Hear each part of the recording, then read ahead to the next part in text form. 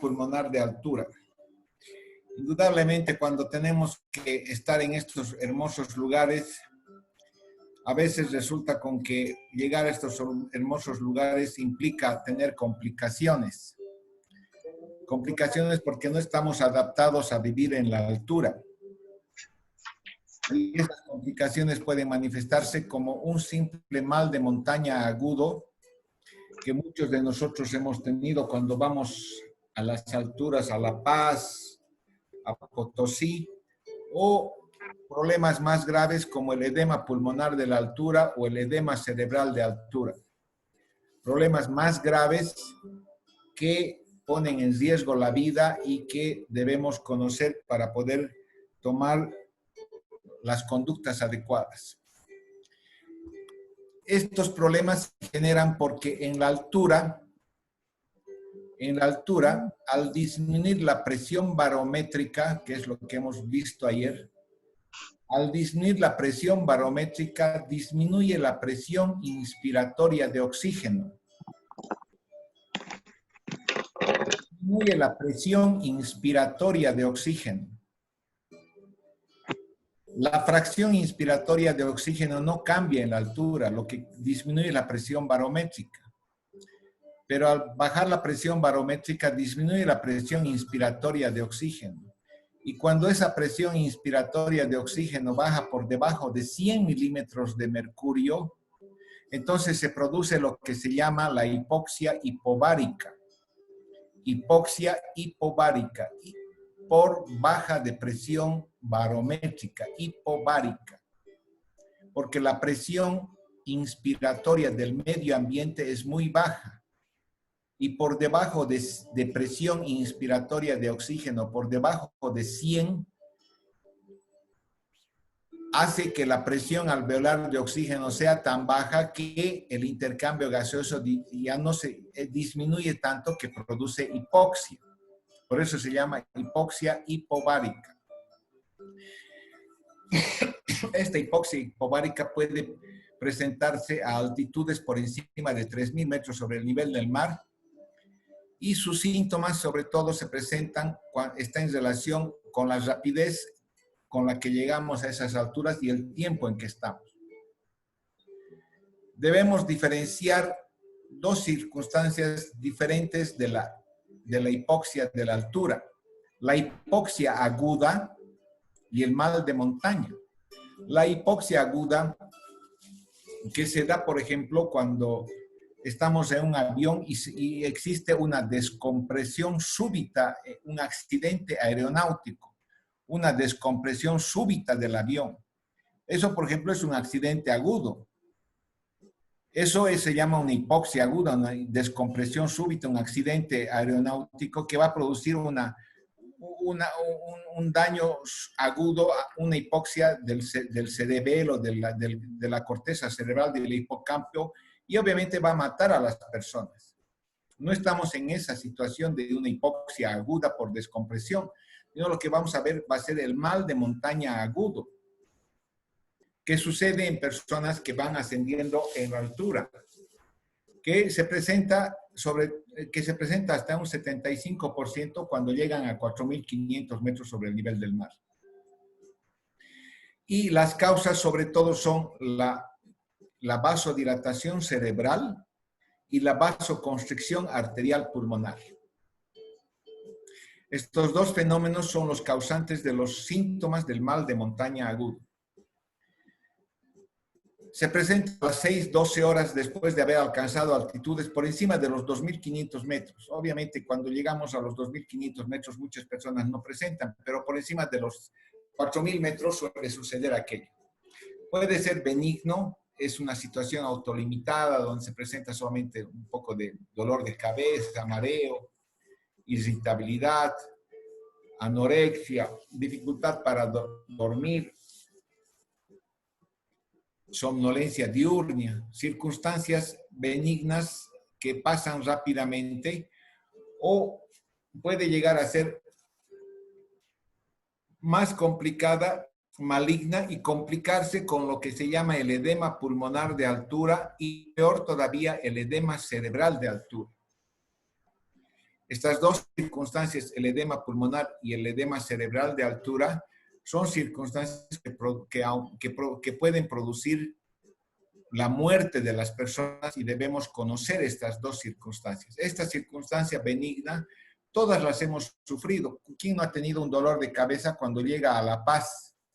¿Quién no ha tenido no quiere comer o no puede dormir? Pero estas son circunstancias autolimitadas. Los factores predisponentes son personas que tienen historia de mal de montaña. Cuando suben rápidamente más de 500 metros por día por encima de los 2.500 metros. Aquellos escaladores que ascienden rápidamente, los escaladores que suben más de 500 metros por día. Por eso es de que cuando los escaladores suben al monte Everest, por ejemplo, tienen campamentos determinados, un campamento 1, campamento 2, campamento 3, y van ascendiendo en forma progresiva. Primero llegan al campamento 1, se quedan 3, 4 días, después suben al campamento 2. Entonces, en cierta forma, se van aclimatizando en forma progresiva a la altura. Y obviamente no suben de golpe a los 8.000 metros, que significa el Everest. Entonces, aquellas personas que suben en forma rápida,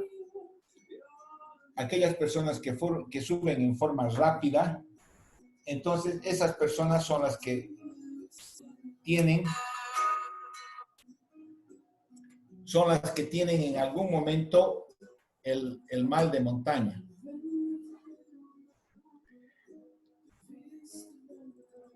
La aclimatación, el no realizar la aclimatación previa es un factor predisponente. Una vez llegado a la altura, el realizar un ejercicio intenso también predispone al mal de montaña. El realizar un ejercicio intenso en la altura implica el tener que aumentar la ventilación y aumentar el gasto cardíaco. El aumentar la ventilación significa la capacidad de respuesta ventilatoria. Y hay algunos pacientes que no tienen esa capacidad de aumentar el volumen alveolar. Y en esos pacientes se presenta el mal de montaña. Y el ejercicio intenso también aumenta el gasto cardíaco, como vamos a ver posteriormente. El aumento del gasto cardíaco hace que aumente la presión en la arteria pulmonar. La ingesta del alcohol y los sedantes. Cuando en la altura ingerimos alcohol y sedantes, nuestra capacidad de respuesta ventilatoria disminuye. Cuando llegamos a la altura, todos tenemos que hiperventilar. Esa es la respuesta fisiológica normal. Pero si no hiperventilamos, la hipoxia alveolar empeora. Entonces, el alcohol y la ingesta de alcohol y sedantes disminuye la respuesta ventilatoria. Al disminuir la respuesta ventilatoria, entonces empeora la hipoxia alveolar. Estos son factores predisponentes para el mal de montaña. Se presenta más en mujeres jóvenes, en personas obesas. ¿Cuáles son los mecanismos de esto? Un aumento del flujo sanguíneo cerebral. El aumento del flujo sanguíneo cerebral se produce por dos mecanismos. En realidad, hay fenómenos de vasodilatación cerebral por la hipoxia. La hipoxia puede producir vasodilatación arteriolar cerebral. Pero al mismo tiempo, las personas que están hiperventilando, porque llegan a la altura, también tienen alcalosis, disminuyen el CO2. Y la disminución del CO2, la hipocapnia, produce vasoconstricción arteriolar cerebral. O sea, hay zonas del cerebro que están con vasodilatación y otras zonas que están con vasoconstricción cerebral. O sea, tenemos estos dos fenómenos, vasodilatación y vasoconstricción cerebral. Todo esto va a inducir a un aumento de la presión endocraniana, secundario a un edema vasogénico que significa una alteración de la barrera hematoencefálica que va a permitir el pasaje del líquido de los capilares de las arteriolas hacia el intersticio cerebral y además va a producir microhemorragias a nivel de la corteza cerebral. Eso es a nivel cerebral. Y a nivel pulmonar lo que se produce es una vasoconstricción arterial pulmonar hipóxica. Esta vasoconstricción arterial pulmonar hipóxica se debe a que en la altura, al existir una hipoxia hipobaríca, hay una disminución de la presión inspiratoria de oxígeno, hay una disminución de la presión alveolar de oxígeno. Si nosotros recordamos, la presión alveolar de oxígeno es una fórmula donde nosotros multiplicamos la presión barométrica por la presión inspiratoria de oxígeno y en Cochabamba es más o menos 84 milímetros de mercurio. Si subimos a alturas de 4.500 metros, la presión alveolar de oxígeno posiblemente llegue a 50, 60 milímetros de mercurio. Esa disminución de presión alveolar de oxígeno, esa hipoxia alveolar de oxígeno, va a inducir a una vasoconstricción arteriolar pulmonar hipóxica. Porque los alveolos donde disminuye la entrada de oxígeno, los alveolos que tienen una disminución de su presión alveolar de oxígeno, las arteriolas que irrigan a esos alveolos con disminución de la presión alveolar de oxígeno se van a cerrar y van a producirse la vasoconstricción arteriolar pulmonar hipóxica. Y eso va a generar una hipertensión arterial pulmonar aguda y obviamente severa. Esa hipertensión arterial pulmonar va a repercutir sobre la función del ventrículo derecho. El ventrículo derecho no va a ser capaz de funcionar, de vaciar la sangre hacia un territorio donde la presión en la arteria pulmonar va a aumentar mucho y va a haber una disfunción severa del ventrículo, aguda y severa del ventrículo derecho. Y obviamente al haber una disfunción aguda y severa del ventrículo derecho, el ventrículo derecho no va a mandar sangre hacia el pulmón porque va a haber un aumento súbito de la presión en la arteria pulmonar. Y no va a llegar sangre al ventrículo izquierdo y el tipo obviamente va a estar en estado de shock. Va a ser como un cor pulmonar agudo. Estos son los dos mecanismos principales que están determinados causantes del mal de montaña aguda. Hay también una retención de agua y de sodio por aumento de la hormona antidiurética y por activación del sistema renina, angiotensina, aldosterona que retiene sodio. Por eso es que cuando vamos a la altura nos empezamos a hinchar. Hay desórdenes, hay un aumento de la permeabilidad del vascular por liberación de los leucotrienos, de los tromboxanos, con aumento de la permeabilidad vascular que favorece la formación de edemas. Hay una alteración de la autorregulación vascular. Al aumentar la presión arterial, sistémica y pulmonar, va a facilitar el pasaje de líquido de los capilares hacia el intersticio. Si ustedes se acuerdan de la ley de Frank-Starling, toda vez que aumenta la presión dentro de la presión hidrostática capilar, toda vez que aumente la presión hidrostática capilar porque hay una hipertensión arterial pulmonar, va a facilitar el pasaje de los líquidos de los capilares hacia el intersticio. Y si eso también va a producir una lesión mecánica de los capilares. Todo eso va a producir va a facilitar el pasaje de los líquidos de la formación de edema, porque hay un aumento de la permeabilidad vascular. Hay un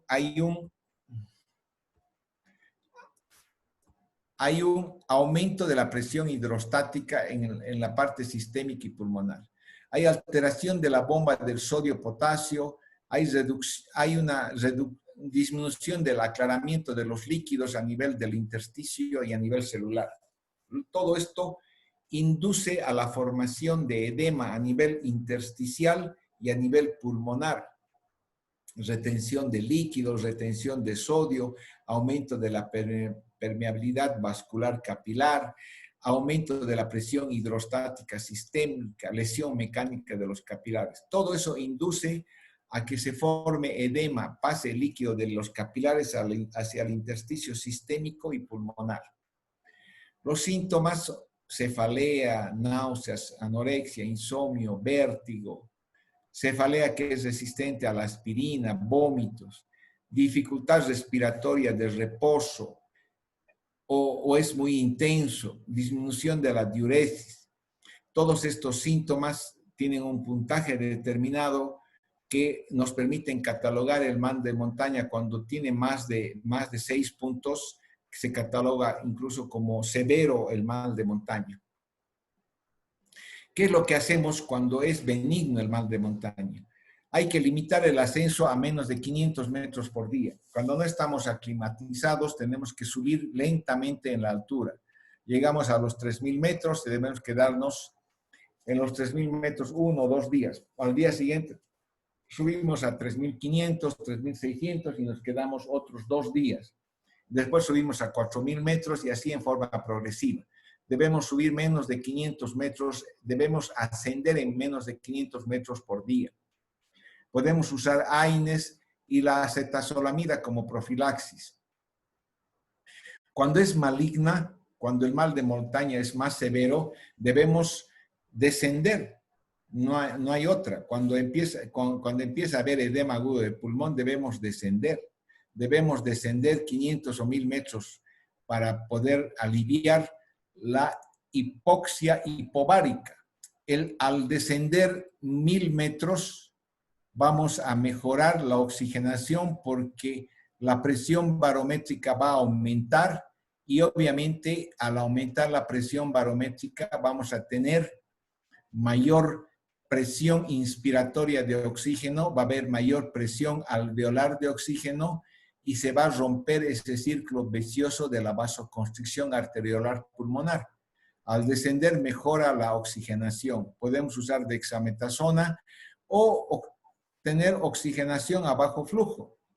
Debemos recordar que si estamos en la altura, la fracción inspirada de oxígeno es 21%. Pero si usamos oxígeno,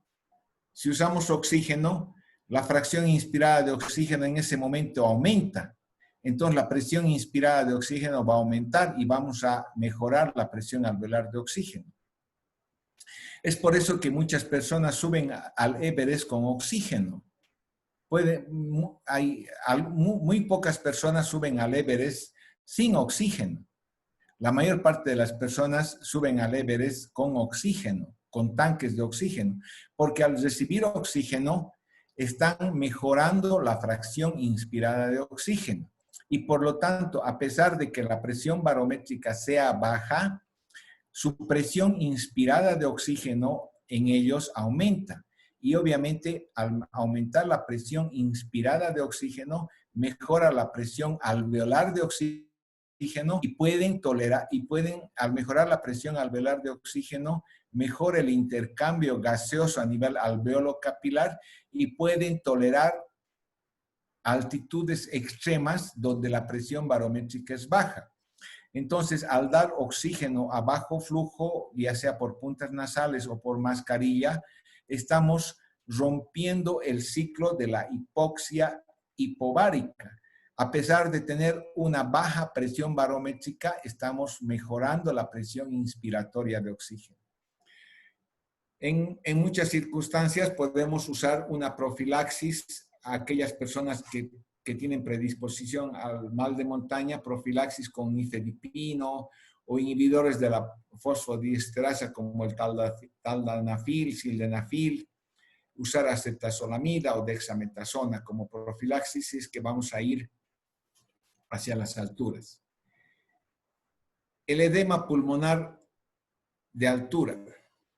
Obviamente es una forma más acentuada del mal de montaña. Tampoco es diferente, es una forma más grave del mal de montaña.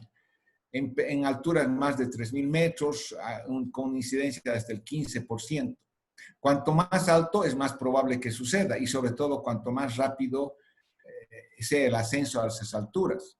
En personas no aclimatizadas que ascienden a gran altura y rápidamente. Cuando en esas alturas realizan ejercicios, cuando se exponen al aire frío, cuando hay factores personales, cuando, por ejemplo, tienen una respuesta vascular pulmonar exagerada a la hipoxia al ejercicio. En condiciones normales, el ejercicio y la hipoxia nos induce una cierta vasoconstricción pulmonar. Hay un cierto grupo de personas que su respuesta vascular pulmonar a estas dos condiciones es exagerada. O sea, se produce una vasoconstricción pulmonar mayor que en relación a la población general. Entonces, estas están predispuestas a hacer un edema pulmonar de altura. Cuando la respuesta ventilatoria está reducida, o sea, cuando yo voy a la altura, mi respuesta ventilatoria implica que yo tengo que hiperventilar. Tengo que hiperventilar. Esa es la respuesta fisiológica. Hay algunas personas que no tienen esta respuesta fisiológica de hiperventilación, no tienen este reflejo de ventilación hipóxica. Entonces también van a estar predispuestos al edema pulmonar. Un reclutamiento vascular menor. En este momento en ustedes, no todos sus capilares pulmonares están abiertos. No todos sus capilares pulmonares reciben el flujo sanguíneo. Quizás un 70% de sus capilares pulmonares están siendo perfundidos por su flujo sanguíneo. Un 30-20% están no obstruidos, pero están con una perfusión disminuida. Esos capilares que no están completamente perfundidos se reclutan en condiciones de ejercicio, en condiciones de estrés, en condiciones donde aumenta el gasto cardíaco. Y al reclutarse, al abrirse los capilares que están de reserva, no aumenta la presión en la arteria pulmonar. Entonces, en ciertas personas, este reclutamiento vascular es menor. O sea, no tienen esa capacidad de reclutar capilares pulmonares. Al no tener esa capacidad de reclutar capilares pulmonares, entonces el gasto cardíaco entra en sus capilares pulmonares, en los pocos que tiene, y obviamente sube la presión arterial, porque no hay capilares pulmonares que se vayan a abrir. Por eso tienen un reclutamiento vascular menor que el promedio de la gente. Este grupo de estas predisposiciones, factores personales, predisponen al desarrollo del edema pulmonar de altura. Obviamente, estas personas van a tener una vasoconstricción arterial pulmonar hipóxica exagerada, que va a aumentar la resistencia vascular pulmonar y la presión de la arteria pulmonar.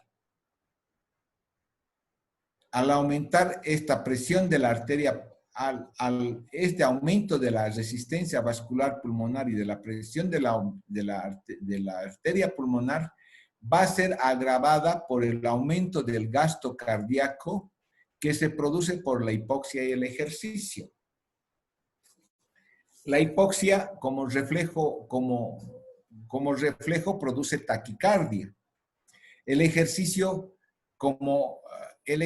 siempre va a inducir taquicardia y aumento del gasto cardíaco. La hipoxia también produce taquicardia y aumento del gasto cardíaco. El aumento del gasto cardíaco indica que va a llegar más sangre hacia el pulmón. Entonces, el realizar ejercicio extremo en la altura al aumentar el gasto cardíaco, va a agravar el aumento de la presión en la arteria pulmonar. Va a hacer que en esas arteriolas pulmonares que están cerradas, porque existe una vasoconstricción arteriolar, se va a llenar de sangre, porque va a aumentar el gasto cardíaco. Y obviamente todo eso va a agravar, va a aumentar aún más la presión arterial pulmonar. Y todo eso va a producir una disfunción aguda del ventrículo derecho. Una disfunción aguda del ventrículo derecho. El ventrículo derecho no va a ser capaz de soportar, no va a ser capaz de generar la fuerza necesaria para vencer ese aumento de la presión en la arteria pulmonar. No va a ser capaz de generar el trabajo sistólico para mandar sangre contra una presión en la arteria pulmonar aumentada. Y va a producirse una disfunción aguda del ventrículo derecho. Aquí ustedes pueden ver, en la altura, por ejemplo, el índice cardíaco en reposo yo tengo 4 litros. A nivel del mar también tengo 4 litros. Con el ejercicio, el índice cardíaco aumenta. Aumenta más aquí porque además en la altura tengo hipoxia. Con el ejercicio a nivel del mar también aumenta. La presión en la arteria pulmonar ya está elevada en la altura. A nivel del mar tengo 12 milímetros, en la altura tengo 30 milímetros. Con el ejercicio, la presión en la arteria pulmonar media sube al doble, a 60 milímetros. Sin embargo, a nivel del mar sube solamente a 18. Esta presión de 60 milímetros de mercurio a nivel en la altura, a esta presión el ventrículo derecho no es capaz de generar una fuerza contráctil que pueda vencerlo. Obviamente en los nativos de la altura es posible que sea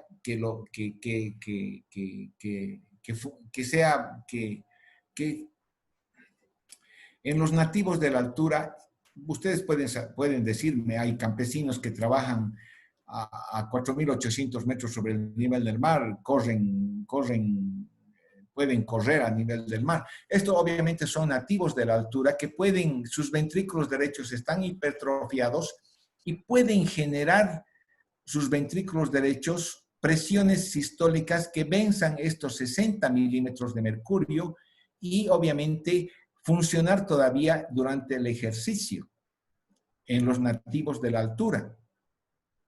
Pero una persona residente a nivel del mar que suba y realice ejercicio y de repente con el ejercicio suba a una presión de 60 milímetros de mercurio, su ventrículo derecho no está pues lo suficientemente hipertrofiado y habituado como para contraerse y generar una presión de 60 milímetros de mercurio para vencer esta presión que se genera en la altura.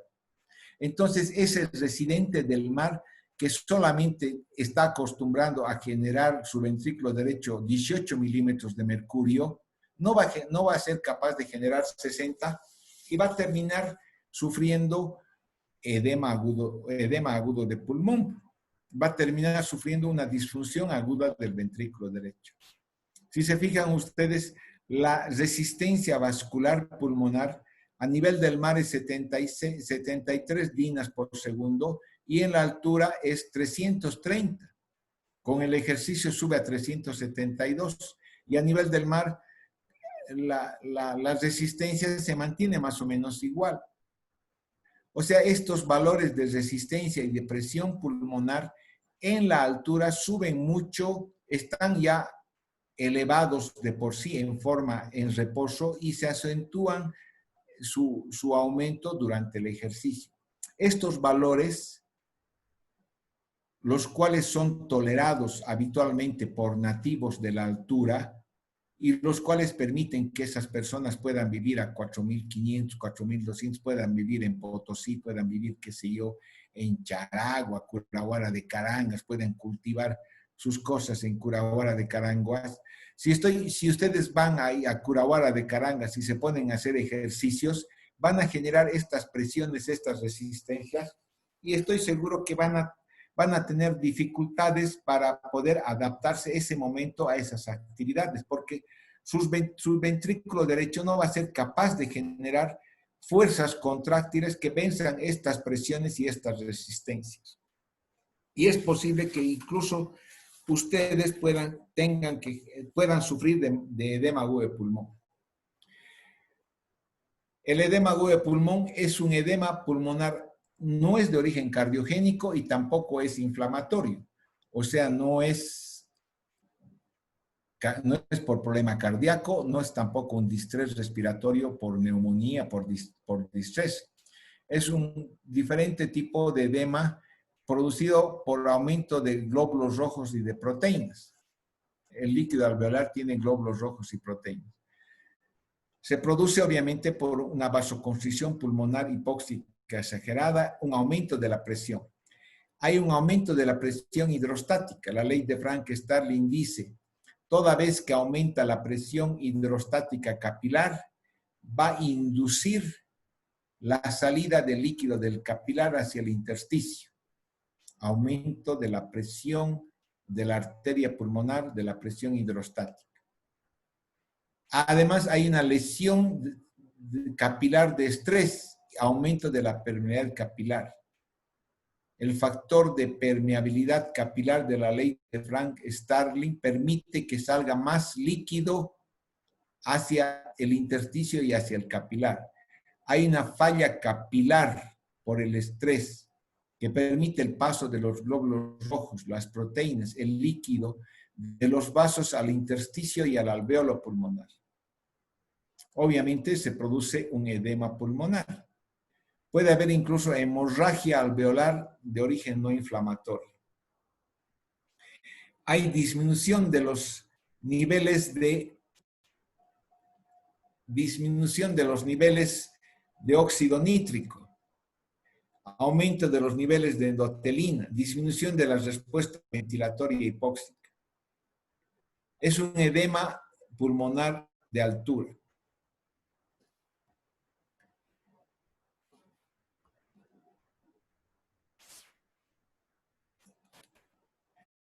El tratamiento hay que aliviar, hay que disminuir la vasoconstricción pulmonar, la vasoconstricción arterial pulmonar hipóxica. Obviamente, al disminuir la vasoconstricción arterial, vamos a disminuir la hipertensión arterial pulmonar. Disminuir la hipertensión arterial. Y la causa que está produciendo es la hipoxia alveolar. O sea, hay que eliminar la hipoxia alveolar. Hay que aumentar la presión alveolar de oxígeno. ¿Cómo aumentamos la hipoxia, la presión alveolar de oxígeno? Bajando de altura, 500 a 1000 metros. Al bajar de altura 1000 metros, aumentamos la presión barométrica, aumentamos la presión inspiratoria de oxígeno y aumentamos la presión alveolar de oxígeno. Hay que administrar oxígeno suplementario. Al aumentar oxígeno suplementario, estamos aumentando la fracción inspiratoria de oxígeno. Al aumentar la fracción inspiratoria de oxígeno, aunque nos mantengamos a la misma altura, a la misma altitud, vamos a mejorar la presión inspiratoria de oxígeno y vamos a eliminar la hipoxia alveolar. O sea, podemos mantenernos a los 4000 metros de oxígeno, pero si en ese momento usamos oxígeno por puntas nasales y tenemos una saturación de oxígeno de 90%, por lo menos, hemos eliminado la hipoxia alveolar y hemos eliminado esos fenómenos de vasoconstricción y de hipertensión arterial pulmonar y hemos eliminado toda la secuencia de eventos que nos ha llevado al edema pulmonar. Hay que evitar grandes esfuerzos. al descender, porque al hacer grandes esfuerzos estamos aumentando el gasto cardíaco. Y al aumentar el gasto cardíaco estamos agravando la hipertensión pulmonar porque estamos mandando más sangre hacia un lecho vascular pulmonar que tiene vasoconstricción arterial pulmonar. Hay que dar vasodilatadores arteriales pulmonares. Aquí hay vasoconstricción arterial pulmonar hipóxica. Hay que dar vasodilatadores arteriales pulmonares, el nifedipino y los inhibidores de la fosfodiesterasa, como son el taldonafil, sildenafil. Dexametasona, inhalación de beta-agonistas para mejorar la ventilación alveolar. Hay que recordar que es la hipoxia alveolar, la disminución de la presión alveolar de oxígeno la que produce todo este fenómeno del edema pulmonar de altura. La prevención, ascenso lento. Después de los 3.000 metros hay que ascender a 500 metros por día. Evitar el ejercicio, la ingesta de tabaco y el alcohol, los sedantes, los narcóticos, que van a disminuir la respuesta ventilatoria. La profilaxis, usar acetazolamida, nifedipina un día antes y por 5 días.